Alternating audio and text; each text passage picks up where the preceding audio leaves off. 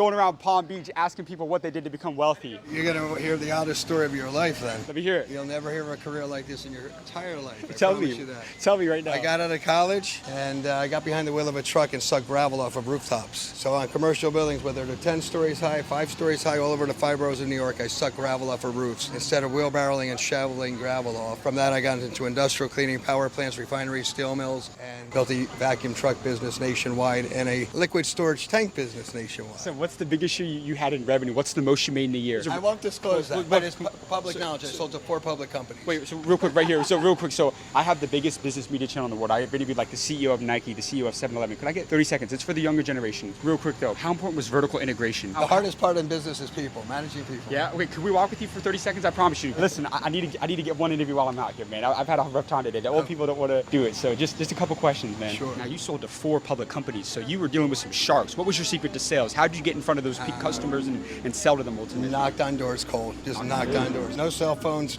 beepers, and payphones. So did you have any money when you started the business? No, or zero. Did you ever raise money or borrow any money? Nothing. Nothing. All organically grown. It was just kind of like you got the profits, put it back into the business, and just kept growing it. But what was the best financial decision you made throughout your career? Great question. Betting on myself. Right. Did you come from a rich family? No. So how did you change your family's trajectory? I bought my first vac truck for $180,000. Today they're worth $500 to $600. But I bought it with some money I saved over time and paid it off. And then talk to me about scaling. It's one of the hardest things to do. People will have a great idea. They don't know how to scale and grow it. Don't try to go to 0 to 100. Grow 0 to 5 feet, then 10 feet, 15. Take your time. It's a marathon, not a sprint. I could do this all day if you really want me to coach. Don't go for the quick money. Go for building a business that's worth something to many So you thought very long term is what you're saying. Yes. You didn't think about instant gratification. Never can. Did you ever lose money? Have to do it for love. You lose money sometimes, yes. Yeah. I've only closed 1 office out of 40 in my career, but you got to do something that you love. It has to be internal passion. You can't get up every day at 4 in the morning if you don't love it for 30 straight years. Talk to me about customer retention, because a lot of people, they'll get a client,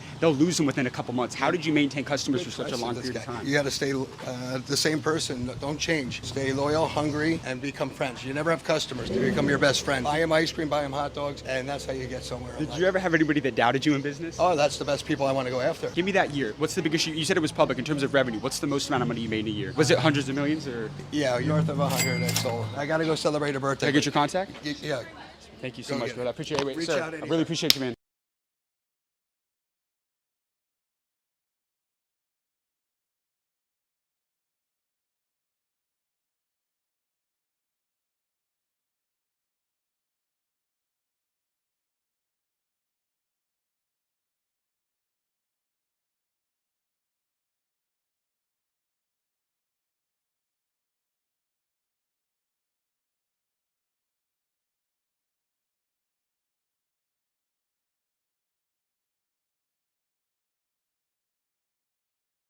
Sir, how old were you when you made your first million? I think I was 25.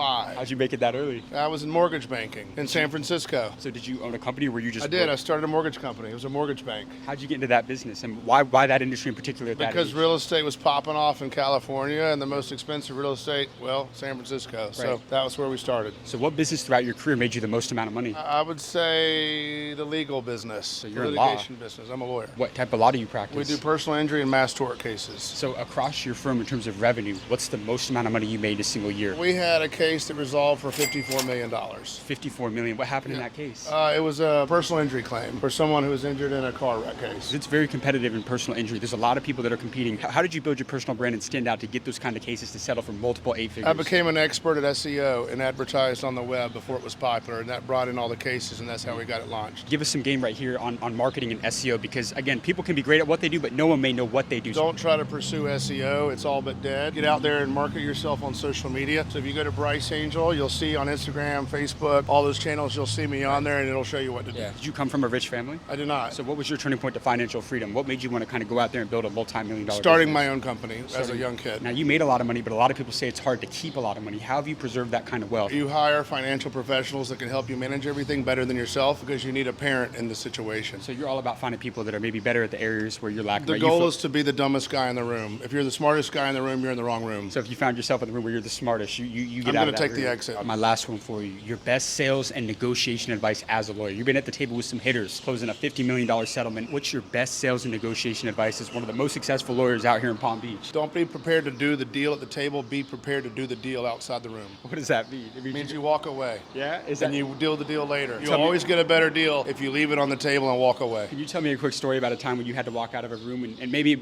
was a hard decision, but you had to make it for the long term of your success? When you have 30 million sitting on the table, they're offering you that to sell the case, and you say no, and we're leaving, and you grab your client and you walk away. So you're not about instant gratification. No. You play the long game. The longer play pays better. I love that, man. You got amazing advice, man. Thank you so much for your time. Good to What's see your you. name?